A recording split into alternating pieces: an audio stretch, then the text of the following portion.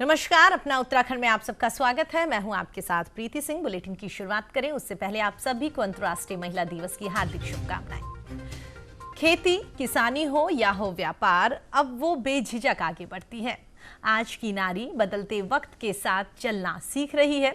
अब वो समाज के बारे में ज्यादा नहीं सोचती, बस अपने सपनों को कैसे साकार करना है इस पर ही उसका फोकस रहता है। इस दौरान मुश्किलें भी उसके आगे नहीं आड़े आ पाती, क्योंकि उनके हौसलों में उड़ान जो है। देखिए कैसे घर, खेत और व्यवसाय संभाल रही है उत्तराखंड की दो बेटियां।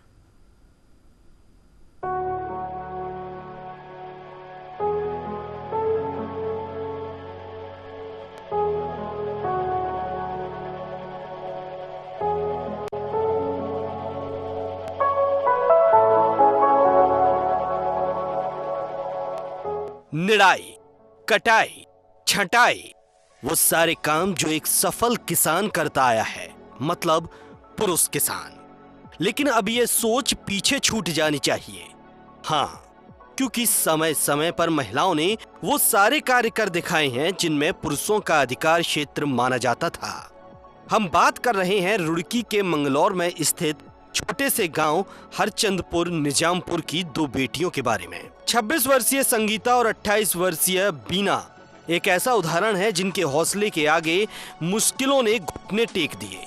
इन दोनों बहनों ने जवान भाई की मौत के बाद परिवार की जिम्मेदारियां अपने कंधों पर ले ली। दोनों बहनें पिता के साथ खेतीबाड़ी से लेकर व्यवसाय तक की जिम्मेदारी को निभाती हैं और पिता को कभी ये महसूस नहीं होने दिया कि उनका बुढ़ापे का सहारा अब मौजूद नहीं।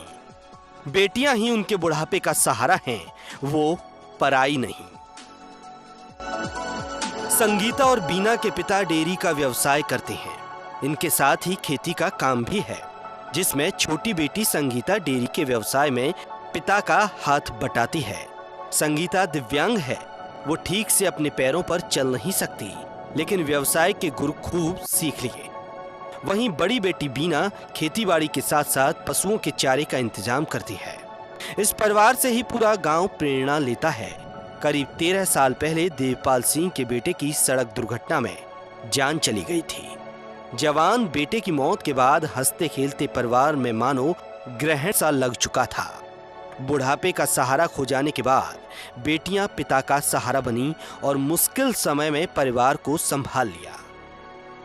तो इस वजह से घर की सभी जिम्मेदारी संभालनी पड़ी।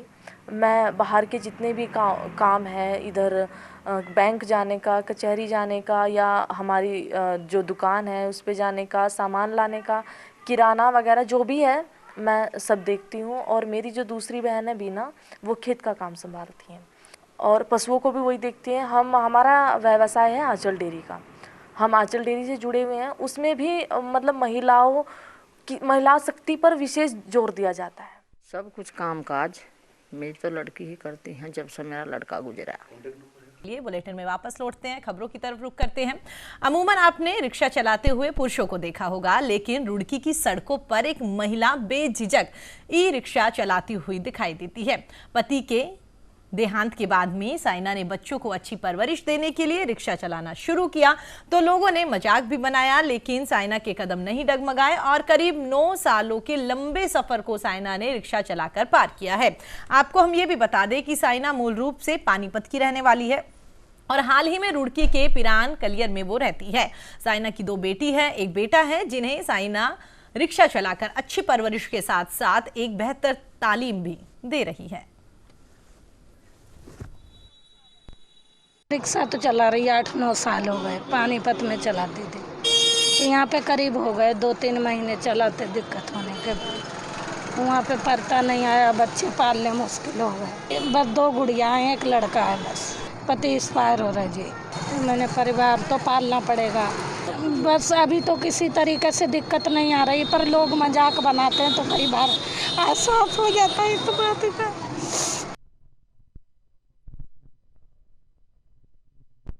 कहते हैं अगर कुछ कर गुजरने का जज्बा दिल में हो तो कुछ भी नामुमकिन नहीं। जी हां, महिला सशक्तिकरण की मिसाल बनी रुड़की की एकता शर्मा, जिन्होंने अपने शौक के जरिए देश में ही नहीं बल्कि विदेशों में भी अपनी प्रतिभा का लोहा मनवाया है। दरअसल एकता शर्मा बचपन से ही लिखने का काफी शौक रखती थी और कविताओं के जरिए समाज को एक नई दिशा दिलाने की कोशिश वो हमेशा करती थी। एकता की कविताओं को देश ही नहीं बल्कि विदेशों में भी काफी पसंद किया जाता है। हाल ही में अमेरिका से प्रकाशित सेतु नामक मासिक पत्रिका में एकता की कविता को स्थान दिया गया है। लेकिन विडंबना तो ये देखो कि जिन कविताओं को विदेशों में पहचान मिल रही है उसके लिए उत्तराखंड में अभी तक कोई प्लेटफॉर्म नहीं। हरियाणा की है एक कोरोना काल में, उसमें मेरी कविताओं को स्थान मिला है। और बहुत मेरठ से भी हैं 2 काव्य संग्रह, उसमें ही मेरी कविताओं को स्थान मिला है। और छत्तीसगढ़ के समाचार पत्र नवीन कदम साहित्य में, और देहरादून के दी ग्राम टुडे साहित्य समाचार पत्र में, और नोएडा के वर्तमान अंकुर समाचार पत्र में भी मेरी कविताओं को अधिकतर स्थान मिलता रहता है। अभी 3 माह पहले भी और अभी 3-4 दिन पहले भी मेरी यूएसए अमेरिका पिट्सबर्ग में एक मासिक पत्रिका है सेतु का, तो उसमें भी मेरी कविताओं को स्थान मिला है, 2 कविताओं को स्थान मिला है। अंतर्राष्ट्रीय महिला दिवस के मौके पर आज उत्तराखंड की एक ऐसी महिला के सफरनामे से आपको रूबरू कराएंगे जिन्होंने उत्तराखंड के जन्म में न केवल अहम भूमिका निभाई है बल्कि वर्तमान में भी वो उत्तराखंड में अहम पद पर रहकर जिम्मेदारियों का निर्वहन कर रही है। हम बात कर रहे हैं उत्तराखंड बाल आयोग की अध्यक्षा उषा नेगी की, जिनसे अंतर्राष्ट्रीय महिला दिवस के खास मौके पर बातचीत की न्यूज इंडिया संवाददाता प्रीति गौड़ ने।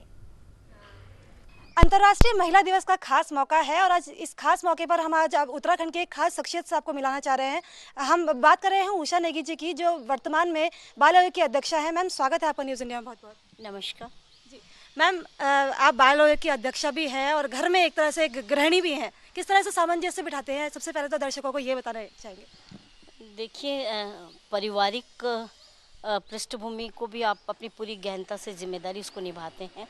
इसके साथ साथ में आप समाज के लिए जिस तरह से काम करते हैं, वो कोई भी महिला हो जो समाज में भी काम कर रही है समाज के हितों के लिए और अपने घर गृहस्थी को भी बहुत बखूबी निभा रही है, तो इसी को महिला सशक्तिकरण कहा जाता है। यही सबसे बड़ी बात है। बिल्कुल, महिला सशक्तिकरण के साथ साथ मैम आपसे ये भी जानना चाहेंगे कि आपने इस महिला सशक्तिकरण का जीता जागता उदाहरण दिया है। आप राज्य आंदोलनकारी भी रही हैं। किस तरह से देखती हैं मैम इस आंदोलन के पूरे, और क्या कुछ अहम भूमिका आपके द्वारा रही गई है इस राज्य आंदोलन में?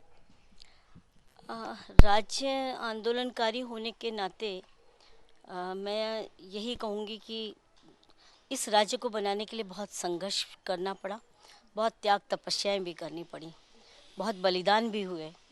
और सबसे बड़ा बलिदान जो हमारे युवाओं ने दिया इस राज्य को बनाने के लिए, हमारी उन मातृशक्ति ने अपना बलिदान दिया जिन्होंने अपने अस्तित्व तक को दांव पे लगा दिया और उसके बाद में इस राज्य का गठन हुआ।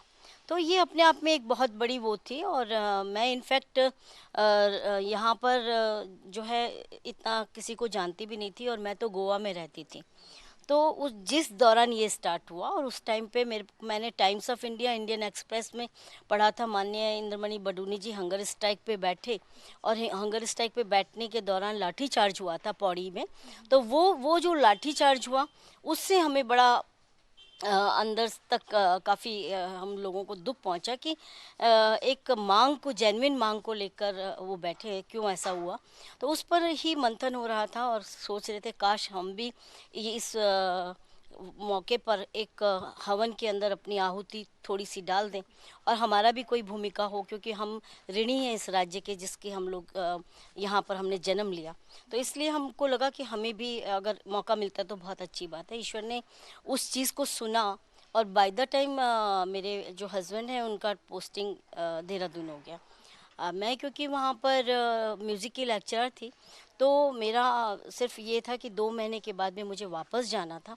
लेकिन जिस तरह के घटनाक्रम बहुत तेज़ी से हुए और मुजफ्फरनगर कांड हो गया, आपका मसूरी बाटाघाट कांड हो गया, खटीमा हो गया, इस दौरान इन 2 महीनों के अंदर बहुत सारी घटनाएं घटी जिनको देखकर बहुत ज़्यादा मन आहत हुआ, क्योंकि मैं सीबीआई की विटनेस भी हूँ और उस मुजफ्फरनगर घटना की जो सीबीआई की मैं प्रत्यक्षदर्शी गवाह हूँ। तो वो सारी चीज़ें मेरे अंदर इतने झकझोर दिया था मुजफ्फरनगर ने, तो मैंने अपनी नौकरी से रिज़ाइन किया और रिज़ाइन करने के बाद में मैं इस राज्य के लिए संघर्षित आज भी हूँ और उस दौरान जब मैं नई नई आई तो मुझे थोड़ा सा अजीब सा लगा कि जिस क्षेत्र में मैं रह रही थी उस क्षेत्र का प्रतिनिधित्व तो नहीं था। मेरी मदर इन लॉ क्योंकि बहुत सामाजिक रूप से लोगों के साथ बहुत जुड़ी रहती थी, कुछ ना कुछ कार्य करती रहती थी और इनफैक्ट वो जिला पंचायत की सदस्य भी थी। तो मुझे थोड़ा सा लगा कि इनकी बहुत अहम भूमिका रही है, तो उनसे मैंने कहा आपको जाना चाहिए था, आप क्यों नहीं जाती हैं? तो उन्होंने मुझसे कहा कि मुझे थोड़ा सा तकलीफ़ है इसलिए मैं नहीं जा पाती हूँ, थोड़ा सा पाँव की उनको तकलीफ़ थी, तो तुम क्यों नहीं कर लेते हो? तो मुझे लगा कि चलो जब तक हूँ यहाँ पे तब तक तो कुछ करूँ। कुछ समझ नहीं आया, मैंने यहाँ पे पढ़ाया था इसलिए स्टूडेंट्स के पेरेंट्स और उन लोगों से संपर्क किया और हस्बैंड क्योंकि ऑफिसर एसोसिएशन में थे तो इसलिए ओएनजीसी वालों से बहुत ज़्यादा संबंध थे और माँ जी के जो हैं रिलेशन और जानने वालों की वजह से उनकी बहुत बड़ा फ्रेंड सर्किल था। उन सब लोगों को इकट्ठा करके कि हमें क्या करना चाहिए और ये करते क्या हैं, तो उन्होंने बोला कोई कचहरी परिसर है, उस परिसर के अंदर सब लोग एकत्रित होते हैं, वहाँ पर सब लोग इस चीज़ को लेकर चर्चा करते हैं। मुझे लगा कचहरी परिसर में किसी को जानती नहीं हूँ तो बेटर है कि हम लोग कुछ ऐसा कर ले कि जिससे एक प्रेशर मेंटेन हो। तो हमको लगा और कुछ नहीं, चलो ओएनजीसी बंद करवा देते। तो ओएनजीसी बंद करवाई और ओएनजीसी बंद करवाई 3 दिन तक ओएनजीसी लगातार बंद करवाते रहे और तीसरे दिन अरेस्ट हुई थी मैं। तो एक हल्ला मचा कि ये कौन है, और क्योंकि बिना किसी आह्वान के, बिना किसी उसके, क्योंकि हमें तो पता ही नहीं था कि क्या होना चाहिए, लेकिन हमको लगा कि नहीं ऐसा ही होना चाहिए क्योंकि हम तो फौजी परिवार के बच्चे हैं, तो हमें तो ये है कि तुरंत अटैक। तो हम लोग तो वो सारी चीज़ों को देखकर हम लोगों ने उस पर इस तरह से कार्य किया और जो केंद्र में एक आवाज़ भी बुलंद हुई और इसके साथ साथ दबाव भी पड़ा और एक वहाँ से पहचान मेरी बनी पहले दिन अरेस्टिंग की। और वो अरेस्टिंग कोई छोटी मोटी इस तरह से नहीं थी, उसमें बहुत लोग इन्वॉल्व हुए क्योंकि मेरे हस्बैंड यहीं पढ़े लिखे थे, डीएवी कॉलेज के स्टूडेंट रहे थे, इसलिए काफ़ी नेताओं को भी जानते थे। तो उन्होंने सब लोगों से संपर्क किया और रात को लगभग 9:30 बजे मुझे जेल से छोड़ा गया। तो ये मेरा पहला अनुभव था और पहला मेरा उसको सामाजिक रूप से मेरा और आंदोलनकारी के रूप में मेरी पहचान बनी।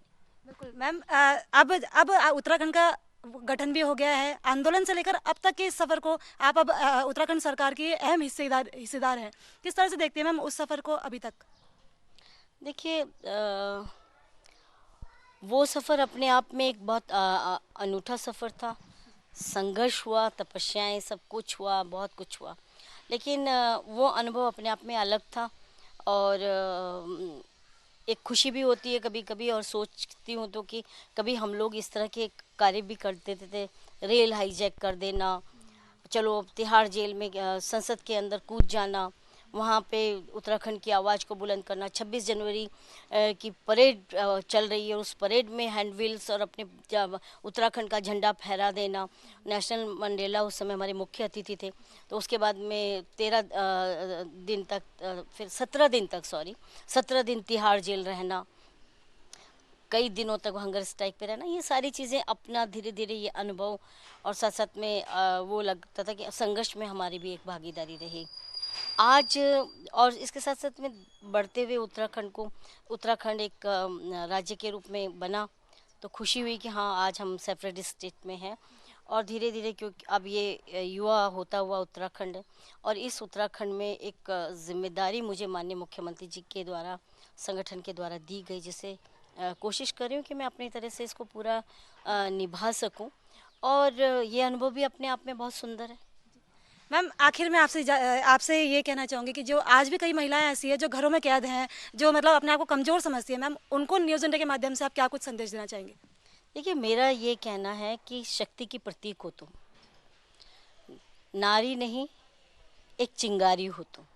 तो आवश्यकता इस चीज़ की है कि अपने अंदर की शक्ति को पहचानने की। जब तुम एक बहुत अच्छी गृहिणी हो, जब तुम परिवार को का लालन पालन पोषण करने में उसके कार्यों को बहुत वजूद नहीं दिया जाता, लेकिन उसका कार्य अपने आप में बहुत अहम होता है। मैं यहाँ पे जेंडर उसकी भेदभाव की बात नहीं कर रही हूँ, लेकिन क्योंकि समानता के साथ ही गृहस्थी चलती है। ये जो हमारे भाई हैं, जो पति के रूप में हमारे जीवन के संघर्ष और साथी के रूप में हमारे साथ हैं, उस हर संघर्ष में हमारे साथ हैं, उनके संघर्ष में हम उनके साथ हैं। तो फिर क्यों इस तरह से दोहरा मापदंड होता है कि नारी कमज़ोर है। तो इसलिए नारी को जानना चाहिए कि मेरी शक्ति क्या है, मुझे कैसे करके वो करना है। जब घर में पूरी व्यवस्थाएं होंगी, अपने बच्चों को बहुत अच्छे संस्कारों के साथ में वो आगे उसका लालन पालन करती है, क्योंकि सारी जिम्मेदारी तो नारी पर है और परिवार की पूरी जिम्मेदारियां उसके ऊपर हैं। आप उसका अर्थव्यवस्थाओं का संचालन करते हैं। तो आवश्यकता इस चीज़ की है कि आप अर्थव्यवस्था के साथ साथ उसकी उस कार्यशैली को भी समझें कि वो कैसे करके सुबह से लेकर शाम तक जो काम करती है, अगर वो पूरा घर का काम और व्यवस्था ना देखे तो आपकी गृहस्थी कैसे चलेगी। तो आवश्यकता इस चीज़ की है। तो इसलिए महिला को अपनी शक्ति का अनुमान लगाना चाहिए, उसे समझना चाहिए कि मैं कहीं से भी कमज़ोर नहीं हूँ और मुझे सशक्त रूप में आगे बढ़कर काम करना है। तो समाज के साथ साथ में वो अपनी एक अलग पहचान भी समाज में बना सकती है। पत्नी के रूप में तो उसकी पहचान है, बेटी के रूप में पहचान है, बहन के रूप में पहचान है, लेकिन व्यक्ति के रूप में पहचान की आवश्यकता है। तो इसलिए उसको अपने व्यक्ति और अपने व्यक्तित्व के साथ भी उभर कर आगे आना चाहिए। बिल्कुल, बहुत ही खूबसूरत यहाँ पर मैसेज मैम ने दिया है कि नारी को अपनी शक्ति को जो है उसका आंकलन करना बहुत ही ज़रूरी है। अपने सहयोगी आशीष दीमान के साथ मैं प्रीति गौड़, न्यूज़ इंडिया, देहरादून। फिलहाल इस बुलेटिन में इतना ही। देश और दुनिया की तमाम खबरों के लिए आप देखते रहिए न्यूज़ इंडिया। नमस्कार।